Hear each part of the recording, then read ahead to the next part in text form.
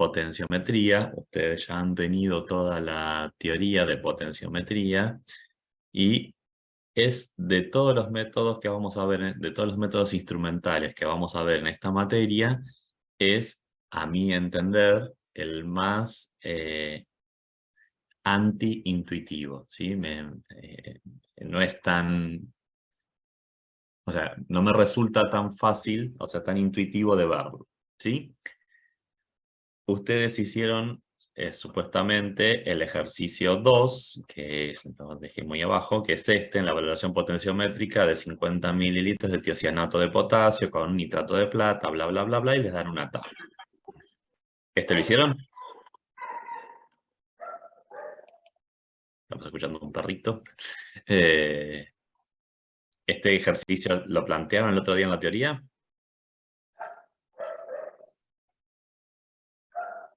No me escriban en el chat. Ah, Y ese fue, profe. y lo dejo en un lado del chat.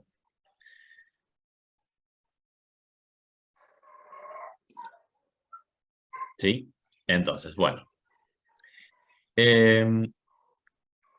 Nosotros en la parte práctica de la materia lo que vamos a hacer es cuantificar, ¿sí? La idea de toda la química analítica es poder cuantificar, ¿sí? Poder ponerle un número a lo que tenemos en un vaso de precipitados, en una solución que hayamos formado, o decir, bueno, tengo esta muestra, ¿sí? Haciendo este tipo de análisis, puedo concluir que se trata de tal cosa. La idea de la química analítica es cuantificar y cualificar, decir cuánto hay, ponerle un número y decir qué es, ¿sí? En general, cuando uno comienza a trabajar eh, haciendo análisis clínicos o análisis químicos, ¿sí? Eh,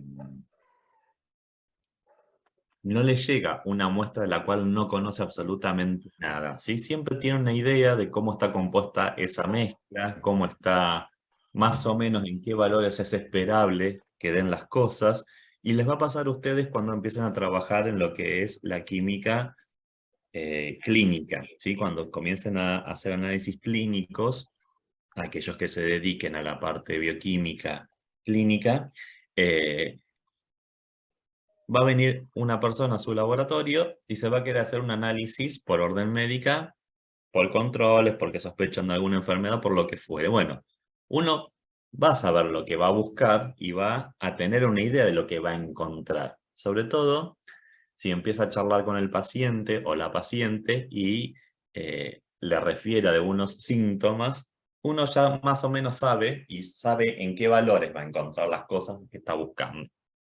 Eso es la práctica. Muchas de las cosas que se hacen hoy en química clínica tienen que ver con la potenciometría y ya Pato les habrá contado, pero hoy, por ejemplo, si ustedes quieren medir gases en sangre arterial, quieren medir dióxido de carbono, quieren medir oxígeno, saturaciones, etc., todo eso se hace hoy con electrodos. Admitamos a Milagro. ¿Sí? Por otro lado, muchos de los iones que están en plasma y en los líquidos corporales, como el plasma, la orina, los líquidos sinoviales, el líquido cefalorraquídeo, también se hacen por medidas con potenciométricas. Entonces, cuando nosotros querramos cuantificar, ¿sí? Básicamente nos tenemos que fijar cómo son los electrodos, qué tipos de electrodos tenemos, ¿sí? Entonces, en toda cuantificación y cuantificación hecha por potenciometría, vamos a usar dos ecuaciones. Esas dos ecuaciones son la ecuación de Nernst, ¿sí? Que el E del cátodo, perdón, que la diferencia potencial cuando formamos una pila es E del cátodo, que en el caso de la potenciometría va a ser el E del electrodo indicador menos el potencial del electrodo de referencia. Y esto es así porque el electrodo indicador, por convención, siempre es el cátodo, ¿sí? Entonces, el potencial al formar una pila va a tener esta manera. Supongamos que nosotros tengamos un electrodo de primera, segunda o tercera especie, vamos a hacer este, por simplicidad nada más.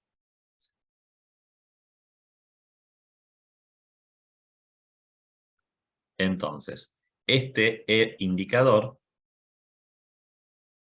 ¿sí? Es un electrodo de primera especie, ese es un metal, como el cobre, en presencia de una solución de ese metal. Lo podemos, nos va a quedar expresado a través de la ecuación de Nernst, que es el potencial en ciertas condiciones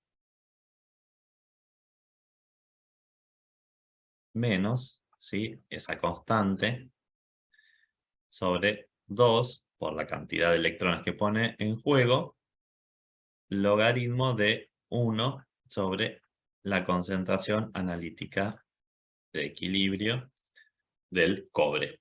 ¿Sí?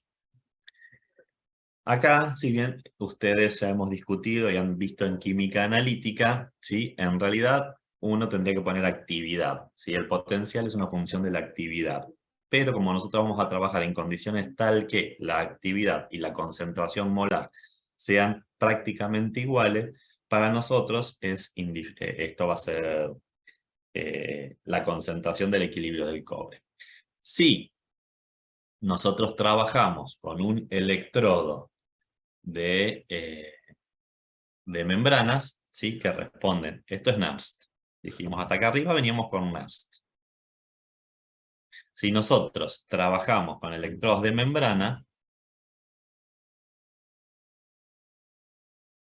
¿sí? Esto va a responder a una ecuación de Nikolsky, y ustedes, Nikolsky, ya vieron cómo se responde, qué tipo de... que en general censan los electrones de alguna manera que ustedes vieron. O sea, una membrana hace una pequeña separación de cargas y eso es lo que censa. Eso es la generación. Entonces, el electrodo indicador va a ser una constante, K, L, L', no importa qué número, más menos 0,059, ¿sí? Beta sobre M, logaritmo de la concentración del ion. Más M, más M, ¿sí? Esperen que esto lo vamos a borrar.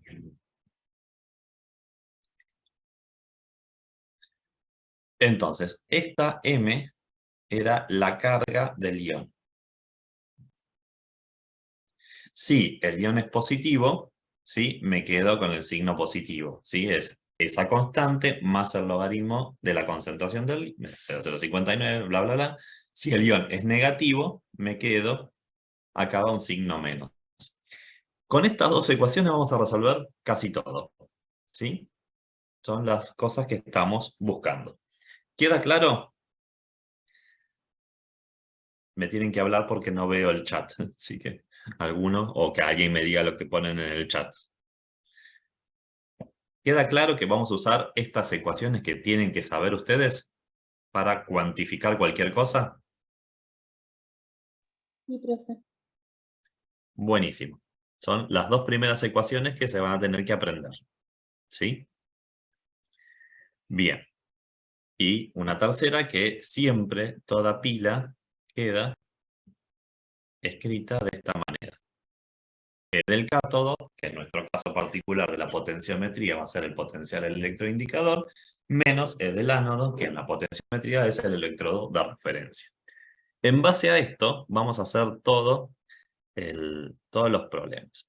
No vamos a empezar hoy con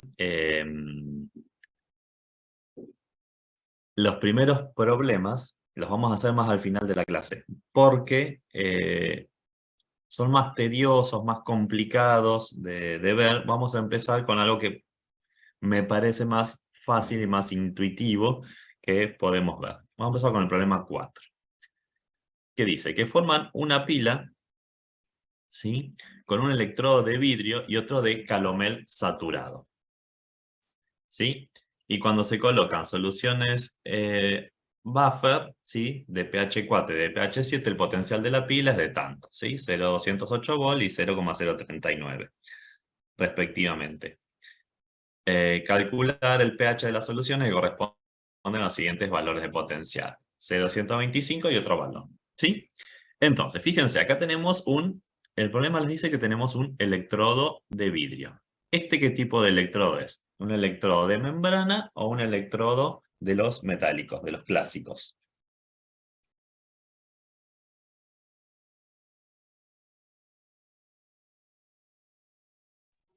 De membrana, profe. De membrana, efectivamente. Entonces, si yo ya sé que tengo un electrodo de membrana, esto, y que sensa protones, ¿sí? Eso me está diciendo el pH, sé que la forma del electrodo indicador va a ser una constante más 0,059 sobre 1 beta logaritmo de la concentración de protones. ¿Sí? O, visto de otra manera, el electrodo indicador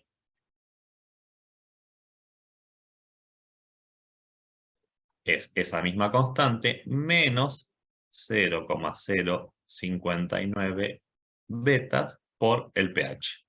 Acuérdense que el pH se definía como menos el logaritmo de la concentración de protones. ¿Sí? ¿Queda claro? Entonces, para poder usar un electrodo de membrana, ¿sí? Tenemos que poder fijar estas dos constantes en las ciertas condiciones. Esta L, ¿sí? Esta constante, eran tres potenciales. ¿Se acuerdan qué potenciales eran? Era,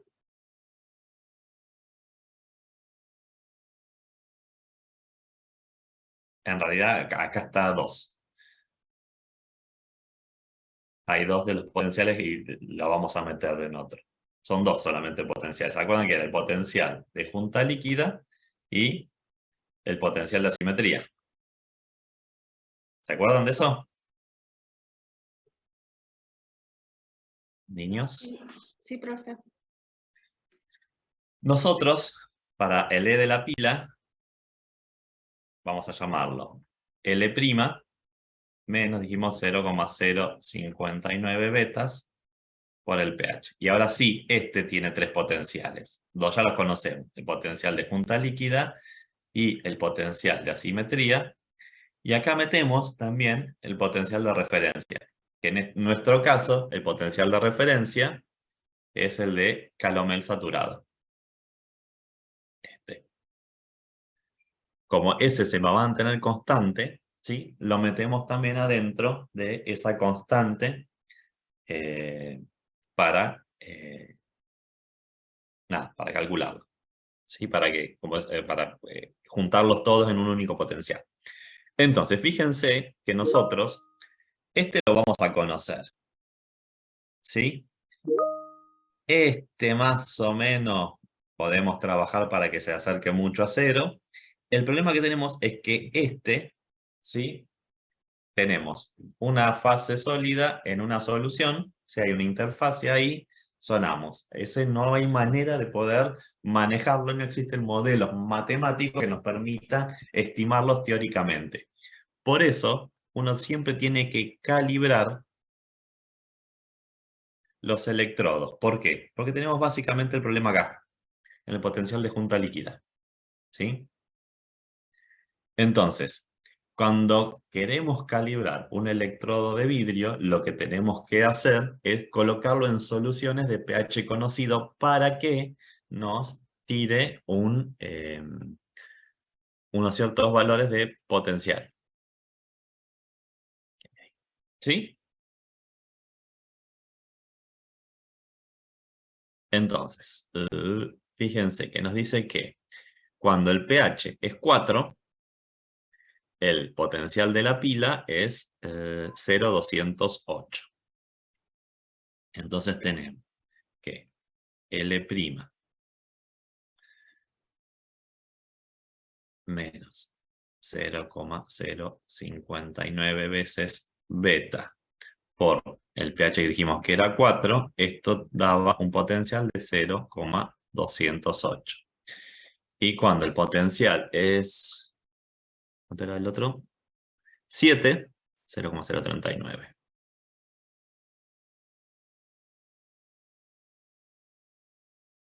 Por 7, esto nos daba 0,039.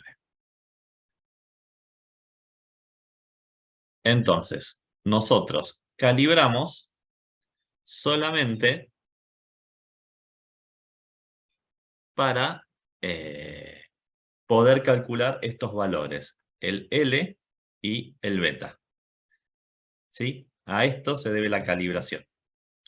En general, no se calibran con 2 puntos solamente, ¿sí? Uno, para poder manejar el pHímetro o el electrodo de vidrio en un rango relativamente grande, toma más de un punto, ¿sí? Entonces forma una recta que por regresión lineal les va a dar los valores de L' y beta. Acá como nos dan 2 puntos, bueno, podemos hacer un sistema de ecuaciones para calcularlo. No tengo idea cuánto da esto, porque no tengo resuelto el problema, pero haciendo esos dos valores, ¿sí? O sea, resolviendo este sistema, vamos a obtener el valor de L' y de beta.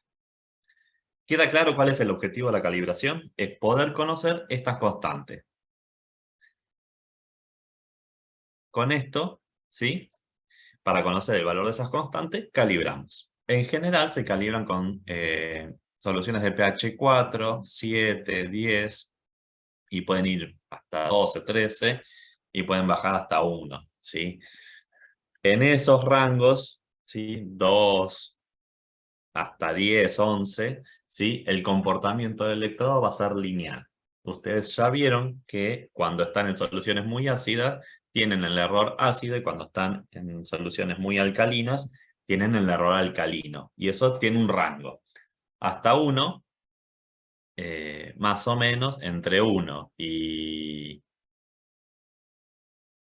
sí, 11, 12, por ahí, el electrodo tiene un comportamiento lineal. ¿Queda claro? Entonces, con las soluciones de pH conocido, ustedes pueden sacar el valor de L' y de beta. Eso por un lado. Y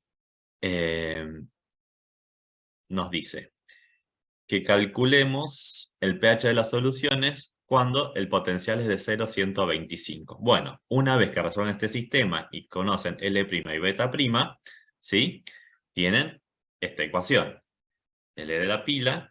¿Alguien lo hizo este ejercicio? ¿O resolvió ese sistema? Va a ser el valor que obtuvieron de L' menos 0,059 por beta por pH. Entonces, con el sistema de ecuaciones calculan esto y esto, el L' y el beta. Y cuando quieren calcular el pH de la solución, ¿sí? El pHímetro les da un valor de potencial. Tienen esto, ¿sí? La única incógnita que queda ahí es el pH. Ese valor del potencial de la pila tiene que caer entre estos valores, entre 0,039 y 0,208.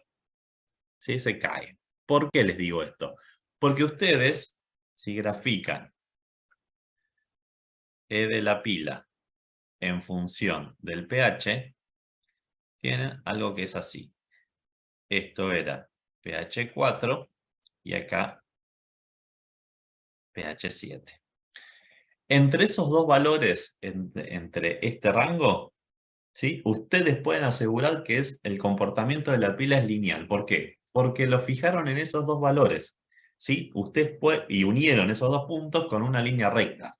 Lo que pase de acá para acá, o de 4 hacia pHs menores, hasta 1, hasta 0, hasta el valor que sea, ¿sí? Ustedes no saben qué modelo matemático se ajusta mejor. Entonces, siempre que calibremos, ¿sí? Los valores a los cuales nosotros le asignemos una recta, que es con la curva matemática con la cual vamos a trabajar, ¿sí? Me está fijando automáticamente el rango donde yo puedo trabajar. Si me voy de esos rangos, y bueno, tengo que tomar esos valores con cierta poniéndole un ojo y viendo si realmente el valor que yo voy a dar, ¿sí?, es el verdadero o no. ¿Por qué? Porque después en el ejercicio, en el inciso B, les dice que el potencial es menos 0,017. Y nosotros estábamos trabajando en 0,039 y 208. Y 0,208. Por lo tanto, me estoy yendo de ese potencial, ¿sí? Y yo ya no sé, o sea, me va a dar muy probablemente muy probablemente me va a dar un pH menor a 4, y yo ya no sé si el modelo matemático me ajusta también a ese pH, ¿sí? Eso es una discusión que van a ver en esta. Acá empezamos a discutir, empezamos a poner ciertas condiciones. A ustedes, a medida que avancen en la carrera, la matemática se va haciendo cada vez un poco más compleja y son decisiones que ustedes tienen que tomar, ¿sí? Y sobre todo cuando trabajen en salud, no es lo mismo tener una glucemia de 150 que una glucemia de 89, ¿sí? En una está trastocada, ¿sí? Es probable que esté pasando algo en el organismo y en la otra es un valor normal. Entonces, ahora, ¿cómo obtuvieron esos valores de glucemia? ¿Sí? La de 150, ¿es verdadera o es otro valor? Eso es o la de 89, ¿es la verdadera o es otro valor? Esas son las cosas que ustedes tienen, cuando sean profesionales, que empezar a manejar. Tienen que fijarse muy bien en los rangos que están trabajando y bueno, en esos rangos ustedes pueden asegurar, ¿sí?, un comportamiento lineal. Por fuera de esos rangos tendrán que hacer alguna otra cosa. En general lo que uno hace cuando les pasa esas cosas es diluir la muestra. Bien, preguntas, dudas. Bueno, después les pide que escriban el diagrama de la pila cuando cambien el electrodo por plata, cloruro de plata. Pero eso también lo resuelven ustedes. ¿Alguna duda con respecto a este problema?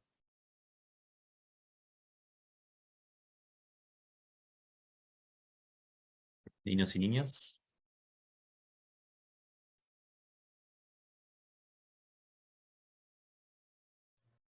No, profe, quedó claro.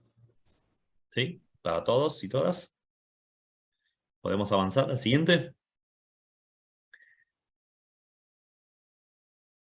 Bueno. Nos quedan 4 minutos 30. ¿Les parece que cortemos acá y volvamos ahí les mando